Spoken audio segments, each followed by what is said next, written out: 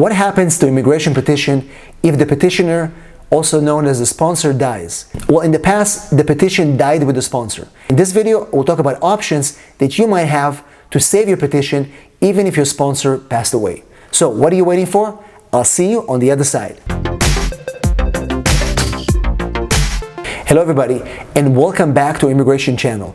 This is a place where we get the most up-to-date immigration news, immigration information, and everything else that you need to make your immigration journey less stressful. My name is Jacob Sapochnik, and I'm an immigration attorney helping clients in all 50 states. We deal with family-based and employment-based immigration.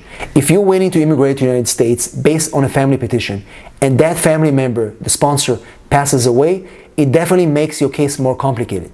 But unlike in the past, where the petition died with the sponsor, these days there are options for immigrants to save their case if they follow the law and understand what they have to do. First of all, let's talk about green card options for widows of US citizens. If you are married to a US citizen or a minor child of a US citizen, then you're in a really good spot to get your green card. Even if your US citizen spouse passed away after filing Form I-130 45 for you, or just the I-130 as you go through the consular processing, even if that happened, you might be able to complete that petition by yourself and for your minor child without the need for the US citizen spouse.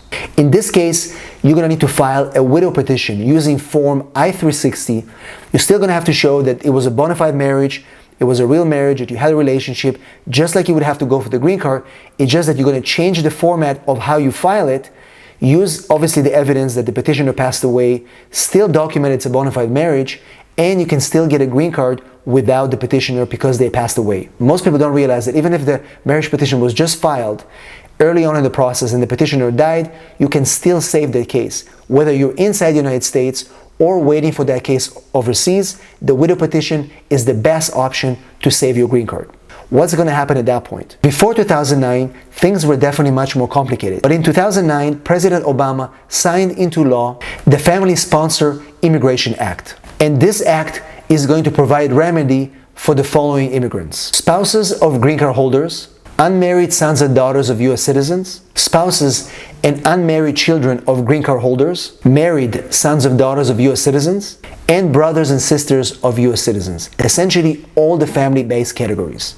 Even children of the classes of immigrants that I just mentioned could be included in that law. If you fall into any of these categories and your petitioner passed away, you may be able to apply for what is called reinstatement of your immigrant petition based on humanitarian grounds. But you need to meet the following conditions. Number one, your Form I-130 immigrant petition must have been already approved.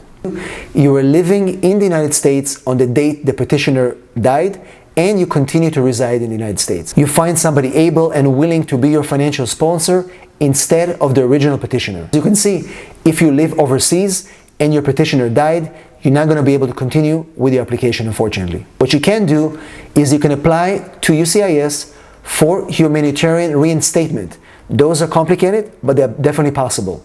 So who can serve as a substitute sponsor? It means that whoever that person is going to be, they have to file Form I-64, financial support, affidavit of support, and be responsible financially based on those requirements. He or she must be a US citizen or green card holder, 18 years and older. The sponsor must be a relative of the immigrant. Those include a spouse, son or daughter, age 18 or older, parent, mother-in-law, father-in-law, a sibling, a son-in-law, a daughter-in-law, a sister-in-law, brother-in-law, or even a grandparent. As you can see, there's quite a few options for applicants that are pending family petition, but unfortunately their petitioner passed away.